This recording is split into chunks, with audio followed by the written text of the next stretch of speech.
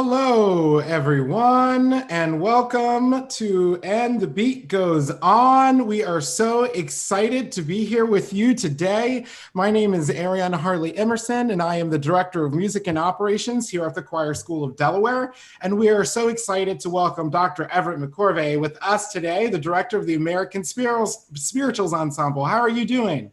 I'm well, thank you. Thank you so much for having me on. I appreciate it. It is absolutely a pleasure to have you on. And we also have on our Director of Education and our Assistant Director here at the Choir School, Ms. Brittany Stanton. How are you doing? I'm well, thank you. Glad to be here. Awesome. Well, first and foremost, how are you doing, Dr. McCorvey? Well, I'm hanging in there. I'm chomping at the bit to get back to work and to do something, with everybody together in proximity. But I understand that can't be possible right now, but I'm delighted that I'm able to be here with you today. Great, thank you. And we're having just a little bit, you're a little bit quiet on our end, so your mic might not be picking you up as much as possible there. So it was a little quiet. Okay, how about now? Yeah, there we go. That's perfect. That's perfect. We can hear you loudly and clearly. Thank you. That's great. So for anyone who might have missed that, can you just go back and tell us how you're doing in the midst of this pandemic?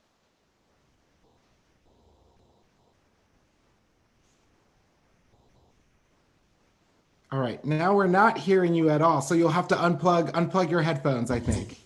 Okay, can you hear me now? Yeah, we're all there. Woohoo! That's so funny. We have a sound check and then it all goes crazy, but it's no problem. That's all right. Well, actually, my wife is tap dancing in the next room. And so I was trying to make adjustments, but, so if you hear some tapping going on, that's one of my wife's COVID activities is to take tap dancing classes with the Avenali, the studio. But Nice. we've been making it, we've been doing well. We've been involved in a lot of activities to just try to keep things going during this time of COVID and to make sure that when we come out of COVID, that we have had some really meaningful activities. And so we've been involved with things like virtual choirs. I've been doing a lot of interviews with different organizations, doing some research on my own. And so just trying to keep things going until we could get back and be with people again live. Awesome. And can you tell us, how did you pivot to COVID? So I know, like, right before you guys, before really we shut down, you guys were at ACDA, the Eastern Division conference. That's so right. What happened with your tour after that? How did you guys what happened? Yeah, we had this was the American Spiritual Ensemble's 25th annual tour, and so it was a big one for us. And we started in January, and we were able to do it until March, until right before everything shut down.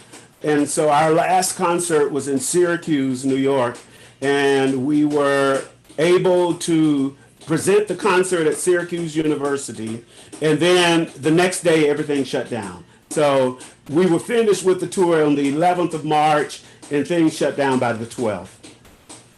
Wow. So at least it felt like there was some closure to that tour. Yeah, and That's great. We were able to get everybody back home because the members live all over the country, and so I'm happy that they were all able to get back home and be in their own environments. But it was it was a little scary there because I really wanted to finish the tour, and but on the other hand, we wanted to make sure that everybody was safe. Right. Now, can you tell us a little bit about ASC, the American Spirituals Ensemble? The makeup of it is amazing. Like when you begin to read through the bios, which I love this, and you don't see it with all professional choirs, but I really appreciate that you print the bio of every singer that you see singing. Yes. And this is an amazing group of singers. How how do you create this group? How do you audition? Like Yes. how does it all work? Well, the mission of the group, the American Spiritual Ensemble, is to keep the American Negro Spiritual alive. And so I formed the group 25 years ago, and I hold auditions in New York every year, typically around this time, anywhere between August and November. I announce it on our website, and then singers come to New York and audition for the group. And they're actually auditioning to be on the roster of the American Spiritual Ensemble. We have about 125 singers on our roster.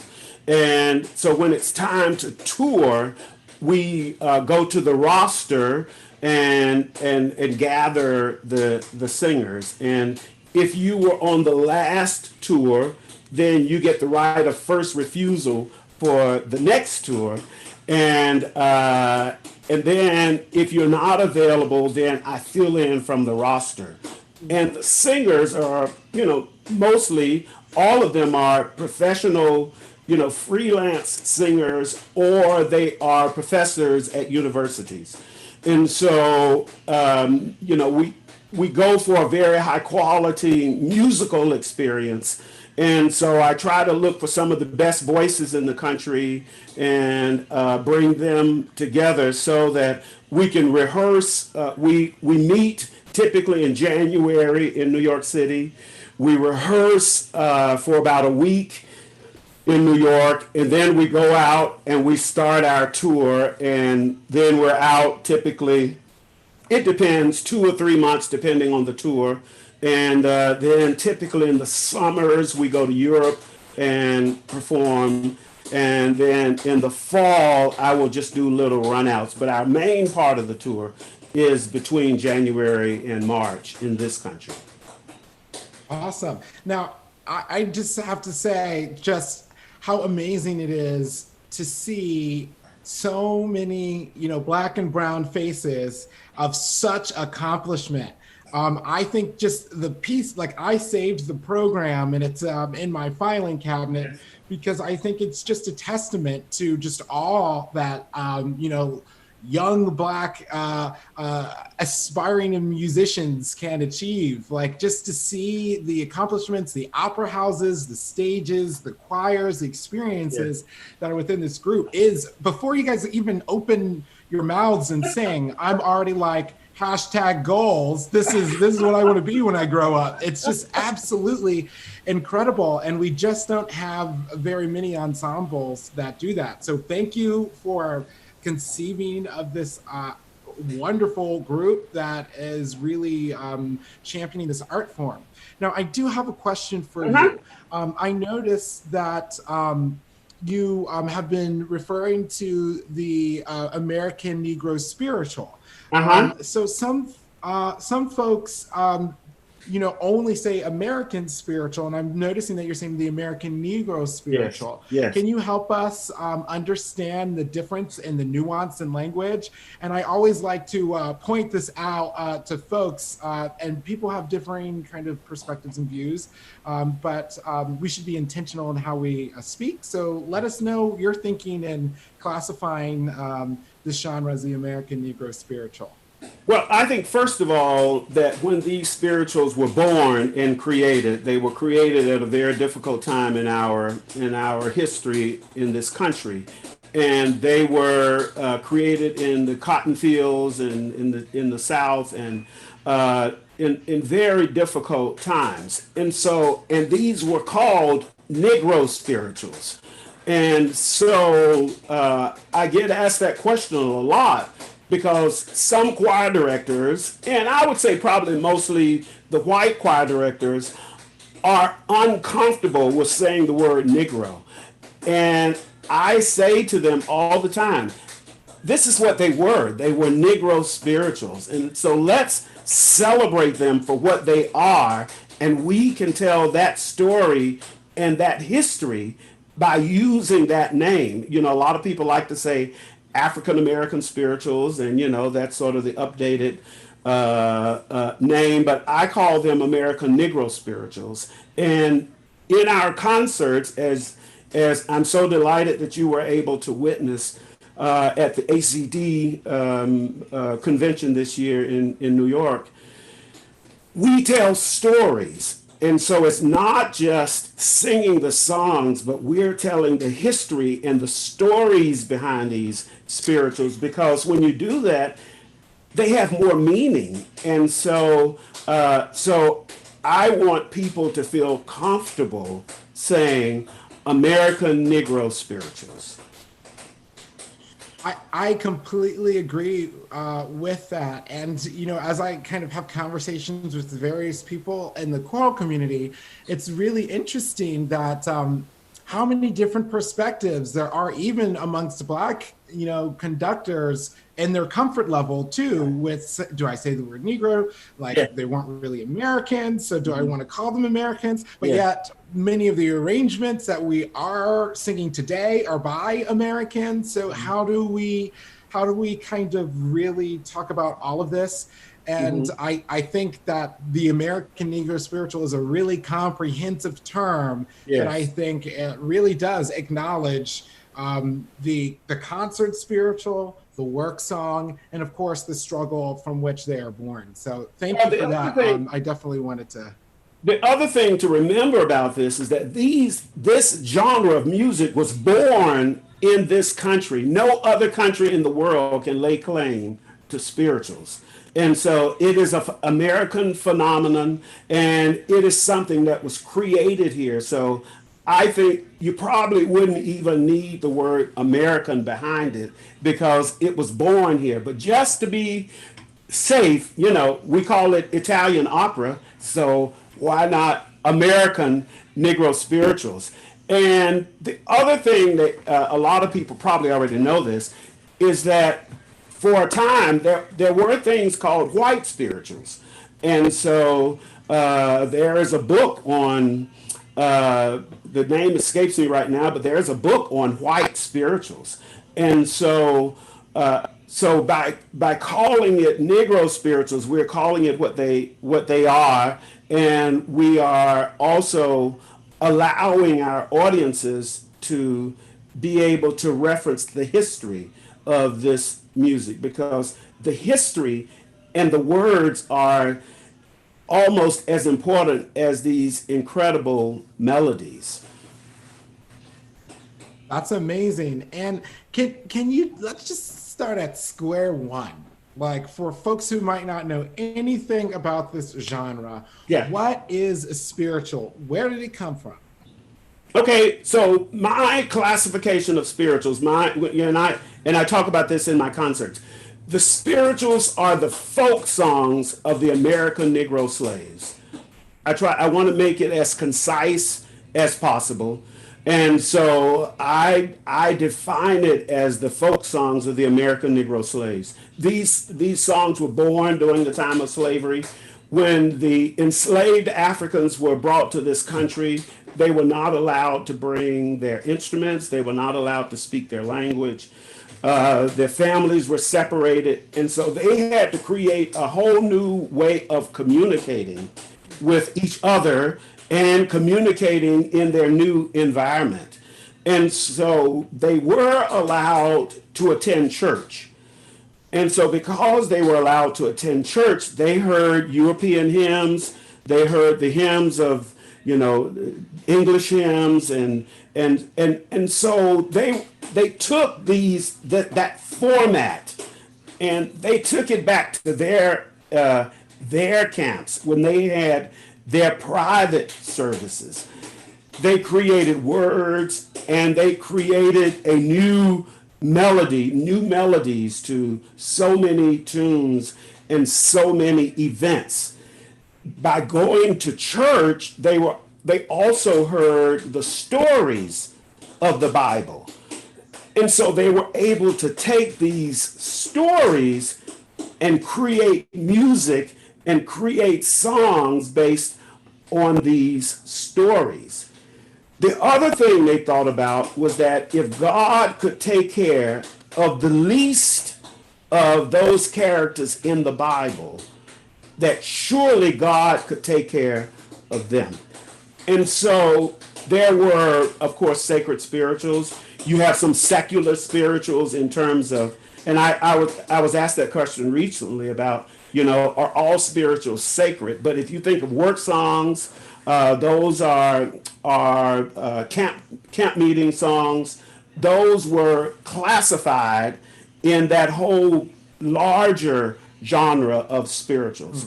Yes, most of the tunes have most of the songs are on a sacred nature, but the uber classification involves all of the other types of songs as well. Great. And are there collections of, I know one of the barriers that some folks have with spirituals, or the hesitancy that they have, is the religious nature. Are there resources to find these non-sacred spirituals that can be taught in classrooms or performed in choral communities? Yes. Well, if you look up camp meeting songs, if you look up work songs, and look at some of the, you can just Google those and see what comes up in your Google to look at some of what goes on. Ring shout songs. These are some classifications that will come up while you're Googling. I used to sing the songs of Camille Nickerson, for instance, and they were sort of a Cajun mix of work songs and non-spirituals. But there are about 6,000 tunes out there. About 3,000 spirituals have been cataloged, and but these spirituals were passed down from generation to generation, and of course now many of these spirituals are starting to be published, and so and they are now turning to what I would call concert spirituals, where we are performing them on the stage and in churches in concert format. Obviously, that was not the way they were developed when they were created, but it is a way to keep these melodies and keep these stories alive. And a follow-up question for you is, can you help us understand the complex nature of the sacred nature of these pieces? Were these Africans of Christian denomination when they came over to, when these enslaved folks were brought over? Can you help us understand and contextualize that with these songs of faith? Well, like I said earlier, what happened when the slaves got here is that they were allowed to attend church. They were not Christian when they came over. They had many tribes and their own religions, but what happened was, because they were almost forced to attend church, the slave masters wanted them to attend church, because the slave masters felt if they attended church and became Christian, they would become more docile. And so they wanted the slaves to be more docile. And so they felt that converting them to Christianity was the way to do that. And so they learned about Christianity. They learned about the Bible. They learned about these stories from attending church. And so that was the material then that they used a lot of times to create the spirituals. Great, thank you for that. And the spirituals can be very deep and beyond just on a surface level of what the text means. Can you help us understand, for some of those who might not have heard of map songs or code songs, can you tell us a little bit about that? I will say that probably the most haunting part of spirituals and the most memorable part of spirituals would be the melodies. It just amazes me how the slaves came up with these hauntingly beautiful melodies that are like earworms, and they just stay in your ear and in your soul and in your presence.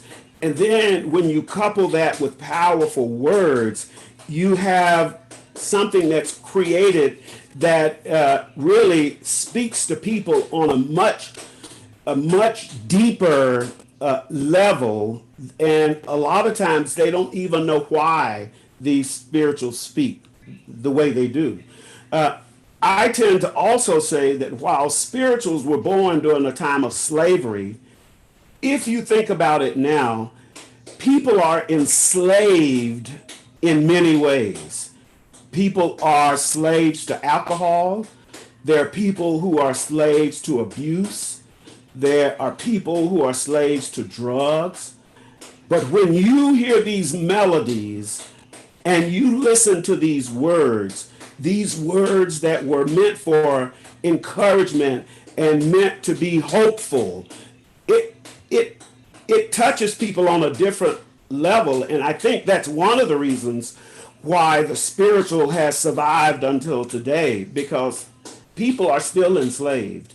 And so these words give hope to a better time in their lives, and they have meaning.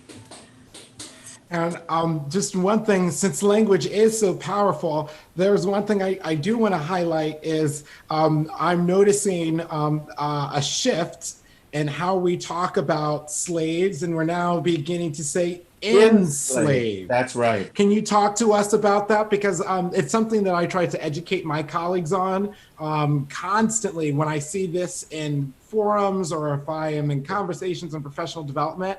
I try to make that shift. Can you talk to us about that? Yes, and I had to make the shift as well when I started talking, and when I gave my presentations doing concerts. I would say the slaves. And my wife, who also sings in the group, and several of the members said, well, Doc, really they were enslaved. And it's true. I mean, they came here against their will.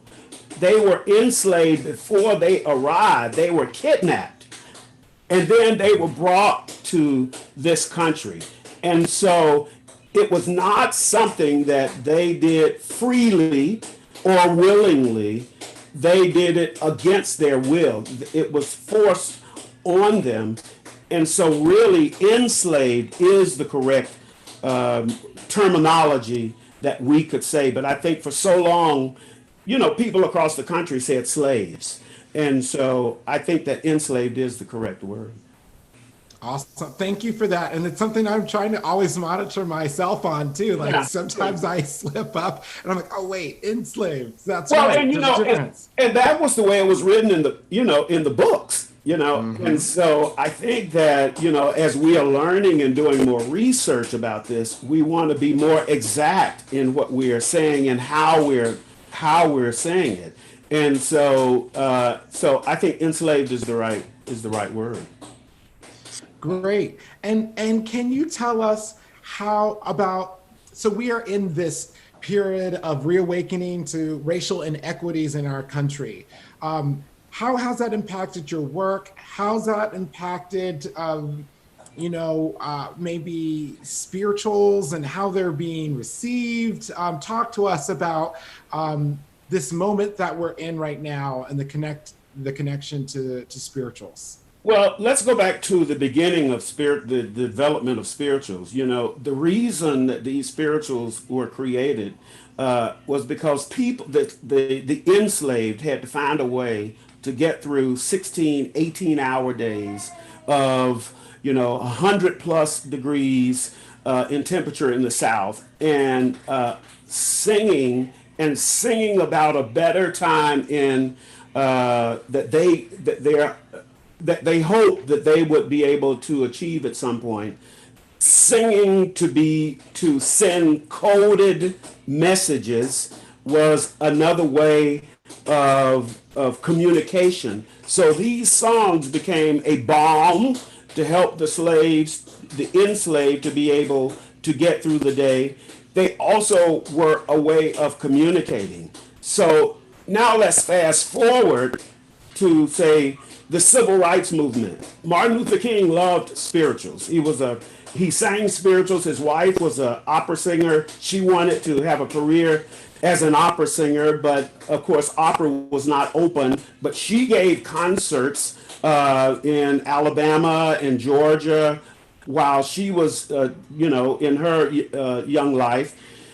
Well, Martin Luther King used spirituals in his sermons as he talked about different struggles. And he would hearken back to these spirituals. And so the spirituals were used during the time of slavery in one manner. During the civil rights movement, they were used in another manner. And I always encourage my listeners to go to the first Obama administration, the first inauguration, Obama inauguration. The closing prayer of that first inauguration was given by Reverend Joseph Lowry. And it was one of the most amazing prayers that I had ever heard, because it started off, God of our weary years, God of our silent tears, thou who has brought us thus far on the way. Well, of course, you and I, and a lot of people know that as the chorale part of Lift Every Voice and Sing. But there are a lot of people that didn't know that. And then he went on to recite spiritual name after spiritual in his prayer.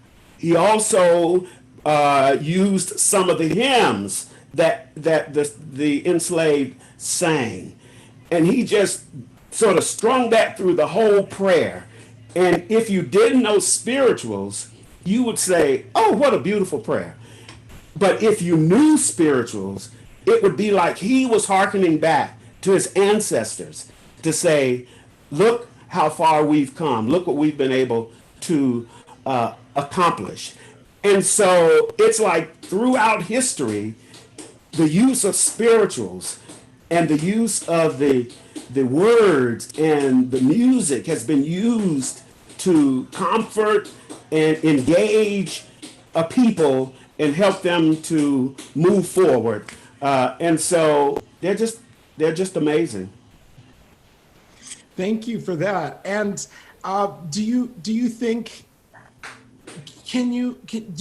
that that we should continue to sing spirituals in schools and in academic circles, or do you feel like they should be on the concert stage, or like how should we think about this and so that we don't become cultural appropriators? Well, I think that one of the things that we have to remember about spirituals, like I said earlier, it's American folk music now, and it's part of the American history, and it's a part of the American musical genre. And so I think it's important for everybody to sing these. Of course, I get asked all the time, should whites sing this? Or, my choir is white, or I'm white, and, should I sing these? And my answer is always yes. Yes, because this is American music.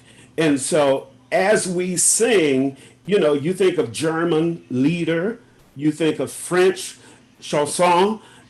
Are we saying that only Germans should sing lieder? Well, the whole world sings lieder. The whole world sings French melody. The whole world should be singing American Negro Spirituals. And something that has not been announced yet, and I'm not going to steal the thunder of the Nats organization, but they are looking at making spirituals a category, because they want to make sure you who are listening, the NATS is the National Association of Teachers of Singing, and all singers, many singers, participate in the NATS conventions and auditions when they're in college. But they're even looking at making Negro Spirituals a category. And I think that what we're learning now and appreciating is that this is American music that we can celebrate. And I have to go back again for those who are who are listening, who may not know this story, but in 1890, there was a Czech composer that came to this country by the name of Antonín Dvorak. And Dvorak came to this country to head a new conservatory that was called the National School of Music. And it was in New York City. And Dvorak came over with the proviso that he could accept black singers into this conservatory. And most people know that Dvorak wrote his most famous symphony, the Symphony for a New World, in this country while he was teaching and heading this conservatory. Well, he was allowed to bring black students into into the conservatory, and from black students like Harry T. Burley, he learned a wealth of spiritual melodies. Dvorak did, and of course, Dvorak was helping the students to learn the rudiments of music, counterpoint and Bach and Beethoven and all of that. But Dvorak was learning from them just a wealth of spirituals. And Dvorak knew the importance of spirituals because in his country, he made his fame by taking Czech melodies, Czech folk melodies, and making them into symphonies, into string quartets, into songs. And so he knew that this was an important genre of music. But he also recognized that America had not recognized that yet. So when he came in 1890 to head the school, he celebrated the spirituals as he learned more about it. And of course, in his symphony, in the Ninth Symphony that he wrote, he has a Negro melody in it. The tune "Going Home" is in that symphony. But he wrote in the beginning of that symphony, in the music of the American Negroes and the Native Americans, you have all that is needed to create an entirely new school of music. And that statement alone sent shockwaves around the world. You had a Czech composer coming to America to tell America about music that was already here. But it was important because this Czech composer, who was already, by that time, a major composer in the world, he validated this music by saying, this is important music, folks. We should all be studying this music. And then after that, composers all around the world started to research more the Negro spirituals and use that as a source for melodies. And so we owe a lot of this to Dvorak. But I think these melodies should be sung in concert halls, in churches, in schools, and not just sing them, but tell the story of this music, because that's where we can remember history and not forget it so that we don't repeat it. Amen to that. Thank you for that. That was an amazing trace and development from Dvorak forward. It really, and not many folks really, I feel like Dvorak is one of the OG allies, to be perfectly honest, and he does not get that credit, it blows my mind to think that without Dvorak creating a space, and I know for a lot of folks who want to know how do I be a good ally? How do I? I think we have a great model to look at. That's right. With Antonin Dvorak, who really created a space for people, which made the way for a Harry T. Burley. Like it just is just incredible. Well, I tell you, I had a great experience this past December, and I'm glad that I had it, because I would have been very disappointed if I hadn't. But I was able to travel to Prague in the Czech Republic, and I conducted the Dvorak Ninth Symphony with the North Czech Philharmonic, and we did it in Prague. But I was able to tell the story of Dvorak to this orchestra and to explain why this conducting was so important to me to conduct this symphony, because of the story of what Dvorak did in America. And it was really great. I did it at one of the first rehearsals, and one of the cellists came up to me and says, "We didn't know that story, and we didn't know how important Dvorak was to America." And he thanked me for telling them that story. Not only did I tell them the story, I sang going home as doing the rehearsal, but it was an amazing experience. Wow. Thank you for sharing that. That's so amazing. I'm just tickled to hear all of this. Can you help us understand the difference between the gospel idiom and the spiritual idiom? Yes. That is one of the areas in which I constantly see a lot of maybe misunderstanding there. Can you help us here? Yes, I can. Well, I want to, I like telling stories because I think as we tell stories, it helps to understand the whole picture. So let's imagine that really the only group in America in, say, 1860s, 1870s singing spirituals were the Fisk Jubilee Singers. And so they were taking these spirituals, they were taking them around the world, introducing them to the world. And the reason they were doing that, obviously, was because they were trying to save their university. And so they felt the way to save it was to get the word out about Fisk University. And they used these, these classically trained spirituals. But that wasn't happening everywhere in the world. And so imagine Dvorak, training the musicians in the late 1890s. And then let's go to the 1900s. And what's happening to these trained musicians? They're not able to work because nowhere is hiring them. And so where can the musicians find work in the 1910s, 1920s?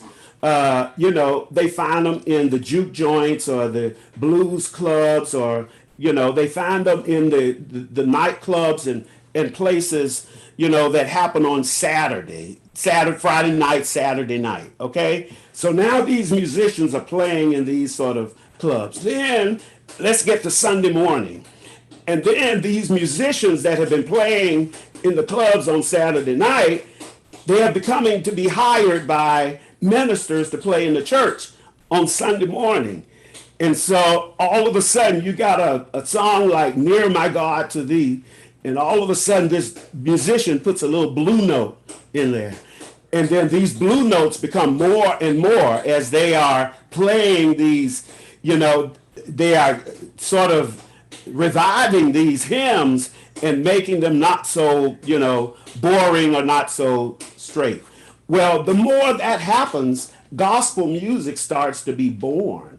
And so gospel music takes a little bit of that popular idiom and places it into some of these traditional chords. And, the ministers, when they first heard it, they were excited because it engaged the young people. And all of a sudden, the young people were coming to church. Well, the stalwarts of the church didn't like it. They called it the devil's music because they heard all of these, these jazz chords and these pop chords in their traditional hymns. And so they didn't like it. But the minister liked the people coming to, the young people coming to church. Then you have the invention of the phonograph, where all of a sudden people are beginning to listen to records. And then you have amazing voices that come along like Mahalia Jackson, who took gospel music and really introduced it to the world. And so the difference between the gospel music and the traditional spirituals is that the gospel music tended to be related to the New Testament. It tended to have more than just a cappella. It was either piano, bass, and drums that went along with it. It took they took chords from the more popular music and placed it in the traditional sounds. And before you know it, gospel music was born. So gospel music really started in the 30s, the 40s. Then you have James Cleveland coming along, and he popularizes the mass choirs using this music. And then before you know it, gospel music is a multi-billion-dollar industry. And that was one of the reasons that I started the American Spiritual Ensemble, is because I didn't want people to forget these spirituals that I call the mother music, these traditional a cappella pieces that if there's an accompaniment, it may be piano or an African instrument. My group, I particularly use the djembe. And so I wanted both spirituals and gospel to have their own place. I was introduced to gospel music it was not until the 70s when we got our first gospel musician at the AME church in Montgomery, Alabama, where I went to church and where I grew up. And I'm telling you, I wanted to be in the gospel choir right away. And my mother would not let me join the gospel choir. And then by the time I became a senior, I think I wore her down and finally got in the gospel choir. But I was able to appreciate, because in my church, we had both. We had the spirituals, we had anthems, and then we also had gospel music. And so it is my hope going forward that we can celebrate both of those styles of music, gospel music and spirituals. Awesome. Thank you for that. And I want to get ready and play a recording of the American Spirituals Ensemble from the concert in Rochester. But before we do that, Brittany, did you have any questions for Dr. McCorvey? Well, I was just wondering, Dr. McCorvey, if you could give us, we're in unprecedented times right now in this virtual world, and teachers are wondering, what the heck am I going to do with my classrooms? But then there's that added concern of, how do I teach music from Black culture without, without insult, without cultural appropriation? How do I do it right? So if you could give us just like a short list, a toolkit, if you will, of how teachers going into this content can do it right. I think the most important thing, Brittany, is to contextualize the spiritual. These spirituals tell stories. These spirituals were created in a time in our life in America that all Americans should know about. They should know about the spirituals. When I grew up in Alabama, and the history book, I think this was the name of it. I think it was called No Alabama, Know, No Alabama. And it talked about slavery and their spirit, but they were the happy slaves, and and everybody, they worked for their masters, but the masters were loving, and it was just a happy time. That's what I remember.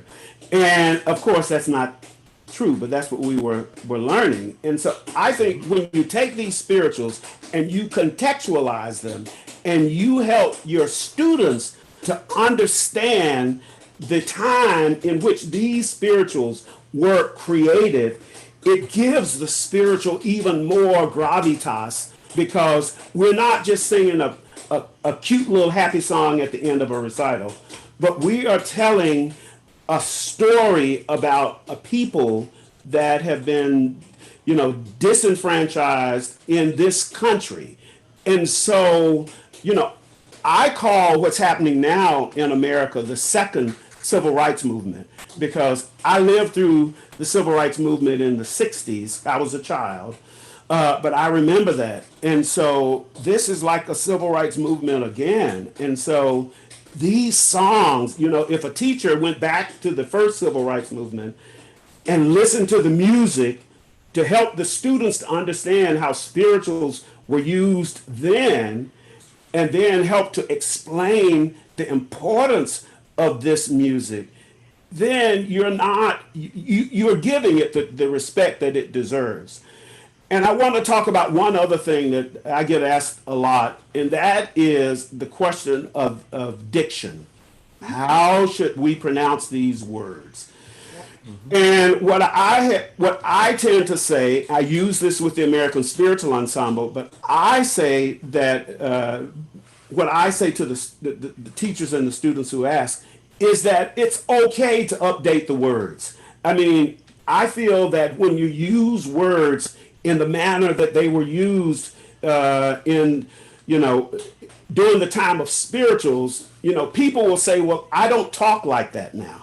And so it becomes a barrier in terms of presenting these songs. And people will say, I don't want to sing those songs because I don't want to speak in that manner or I don't know how to teach in that manner. I don't know how to teach those songs. And so what I tell teachers is to don't use the dialect, say the or the instead of duh or, whatever that's in there to make it so that people will be able to say it. And then if you look at spirituals like, Moses Hogan's spirituals, for instance, he updated the words in a lot of his spirituals. And I think that removes the barrier so that teachers can't use that to say, well, I can't teach those songs because I don't know how to say those words. I didn't grow up with those words either. And so I would prefer a teacher to use the words similar to the way the students speak now, of course, and not try to imitate the words that were spoken during the time of spirituals. And that makes a lot of sense to me. I mean, like when we do the works of Bach, you can do it on a period instrument or you can do it on a modern instrument. That's but we're right. doing the same piece. That's exactly. And they're both valid interpretations. And there are people who are specialists and study and put the time and effort and energy into presenting that performance practice, that informed performance practice piece, or concert or presentation, etc. And there are others, and symphonies included, who will do the concertos on modern instruments, larger sized orchestra. And so I really do think that there needs to be a broad, approach with this. But if we are doing that kind of modern interpretation, I think, wouldn't it be great to, like, the orchestra world doesn't pretend like this is how it would have been like in Bach's day. Right. We're just like, we're playing on modern instruments and we're doing it with a much larger group. And this is 2020 and this is how we're going to do it. And this is why. So people can do the same thing if they justify why they are making these artistic choices. That's right. But the big thing is that people are still talking about the importance of Bach to the larger canon, as we should still be talking about this major contribution of the American spiritual, the American Negro spiritual, to the American folk song, genre as a whole. That's right. So every time I hear that, I always kind of scratch my head, and I'm always like, I don't really think why we're having this conversation. Well, it's like, singing leader. I mean, most teachers teaching what's called Hochdeutsch, High Deutsch. And but there are all sorts of dialects also in Lieder. And so, but we choose one style because it's more accessible to everybody else. And so I think we should do the same with spirituals. Let's choose a style that removes the barrier so that more people can enjoy them. Thank you for that. I want to pivot and play a bit of this amazing recording from, I guess this was the first week of March. This is I Know I've Been Changed. This is arranged by Dandridge. It's really great. Can you tell us a little bit about this piece? Yeah, the soloist is John Wesley Wright, and he teaches at Salisbury University, and Dr. John Wesley Wright. And the difference in the way that I have approached this particular song is that, the original one is typically done a cappella. You can do it a cappella or you can do it with piano. And I've chosen to do it with piano and add djembe to it because some songs that we work on, I just hear a djembe in there, and so I add the djembe. But it's one of our favorite arrangements. Awesome. It's so wonderful. And talking about storytelling, I could goodness. Oh my God, there's just a lesson to be learned. how to deliver a solo here.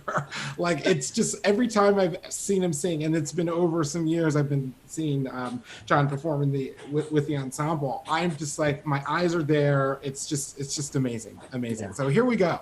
This is Mandridge's arrangement of I Know I've Been Changed.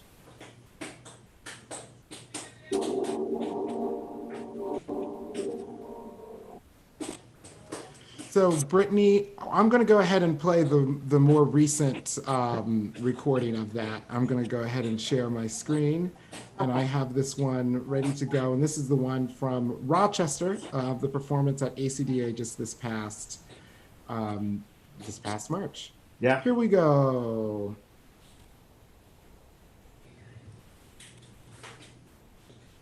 Let me make sure my sound is shared, actually, before I hit play on that. And now we're ready.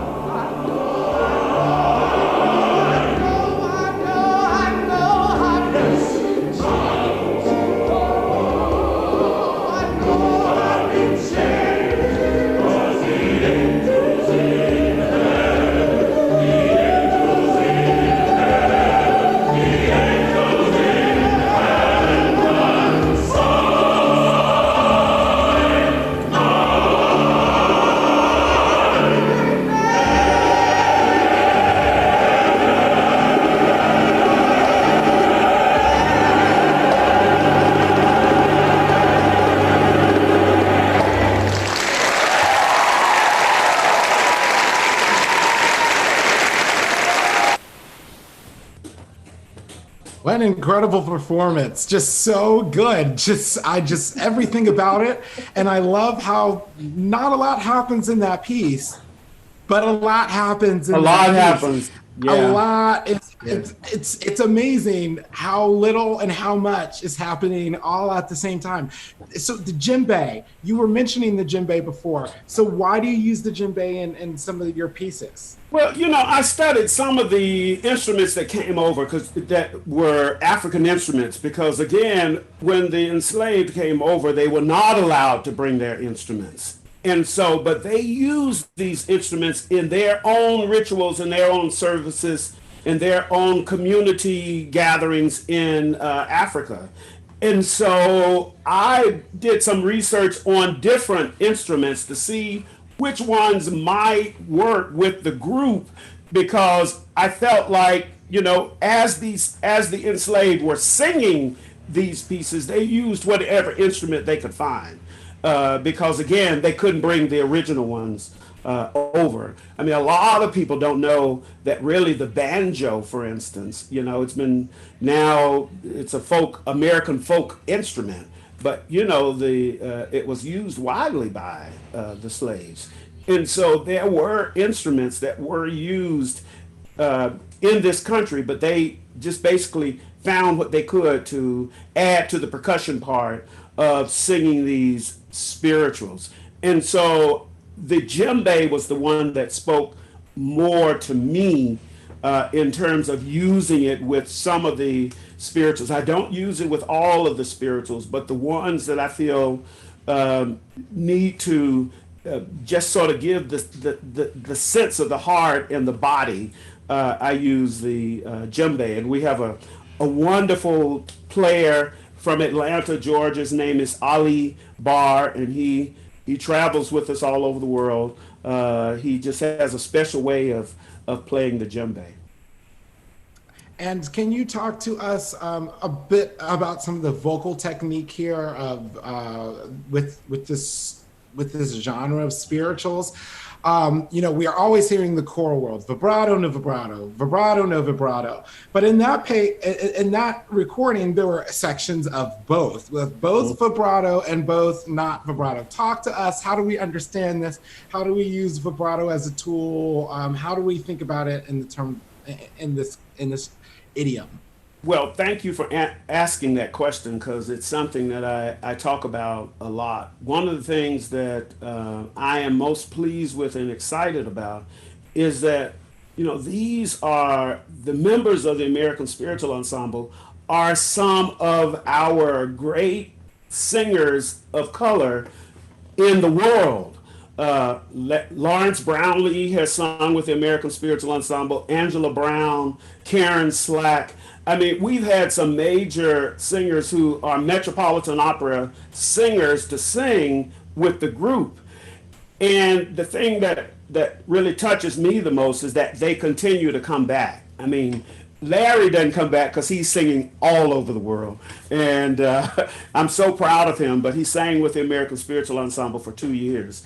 And but I think the reason they come back is because I allow them to use their natural voice. I don't try to, I feel that what we work on in rehearsals is we have to work on matching vowels. That's really important. If you think about, I use the classical vowels, the a, e, o, u, mostly, but I work a lot on finding the vowels in each word in the spiritual, and then working to match those vowels with each singer. And what I find is, when we have rehearsals, we typically can put a show together in 18 hours.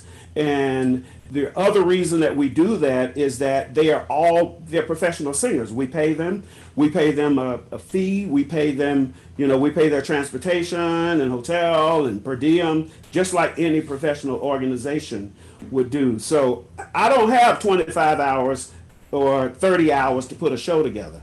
I have 18 hours to put a show together. So what I find is that first day, everybody is in their own vibrato world, and they're all still individual singers. By the third day, what has happened is that they have become a cohesive group. And during those rehearsals, what I do is talk a lot about the vowel sounds, tall vowels. I talk about the soft palate. I talk about the lips, all of the things that's going to help to make a cohesive sound. And when I do that, I don't have to talk about straight tones because the music then informs the singer as to what they should do at that particular point in the music. And so what I want to make sure is that everybody is singing the same vowel in the same manner. I talk about support. I talk about tall vowels. I talk about relaxed throats and relaxed jaws, flexible. But I would say the main thing that I work on is really lining up those vowels. And it's amazing how you don't really have to tell someone vibrato, straight tone, whatever, and how these things kind of naturally, absolutely, they're naturally occurring. Yes. Like when we find certain formants together, this phenomena is a natural thing, and it's so incredible. And I remember you guys were singing during a session a new piece of Rise Shine, Marcus Garrett. Yes. And that last chord that you guys sang, literally just, I felt like an actual, like, physical, like, I could feel the sound as it was ricocheting in the room, but it was so aligned and the formants were just so unified. Yes. And it was like, if you were listening to a recording, you'd be like, oh, is this a choir that's not singing with vibrato? Are they getting the formants there? But it was just so in tune and so unified. It was really amazing. Well, and it's funny you use that. It's funny you use that piece, and I appreciate it because you have RISE, SHINE. So what are most people going to say? Rise, shine. And to get them all to say, so the vowel rise, shine. And then to get them all aligned like that, then what happens? Overtones start to happen. And the overtones you can't even hear. It's something that goes all around your body that you experience, but you can't hear them. And so I'm so excited that you had that experience, because what happens when those tones are all lined up like that, these amazing overtones happen. And I tell the group all the time, I said, it'll touch people in ways they won't even know. And they won't even know why they're having this, this visceral experience. But it's because we've worked hard to make sure that all those vowels are in line and we're coming from the top of the tone, so there's no scooping. That's another thing that happens in spirituals a lot, that people think, oh, I'm singing a spiritual, so I've got to scoop into the note. If this is the plane of the note, we approach the note this way. We don't scoop from the bottom of the note. Yes, you hear that in pop music and you hear that in some Broadway tunes, but in a choral environment, if you did that, you're going to have all sorts of trouble staying in tune. Because what happens when they scoop is they're bringing too much weight from the bottom up to the tone and not engaging the head voice. And where you're going to find the overtones is from the head voice and accessing the head voice. So I work all the time on singers coming from on top down to the note instead of scooping up to the note. And I'm glad that you mentioned that comes from a different idiom, because in the gospel idiom, you can approach in that way. Yes. But I say danger in a lot of this in the thicker choral textures of the concert spiritual particularly. But what's interesting? Yeah, but what's interesting about that is that even in gospel music where you scoop up to the note, it's a planned scoop. It's not. If you don't plan it, then you're going to have the same trouble. So plan the scoop so that everybody is doing it in the same manner. And how are you doing it? By approaching from the top to scoop up instead of scooping up from the bottom. If you scoop up from the bottom, you're going to have trouble.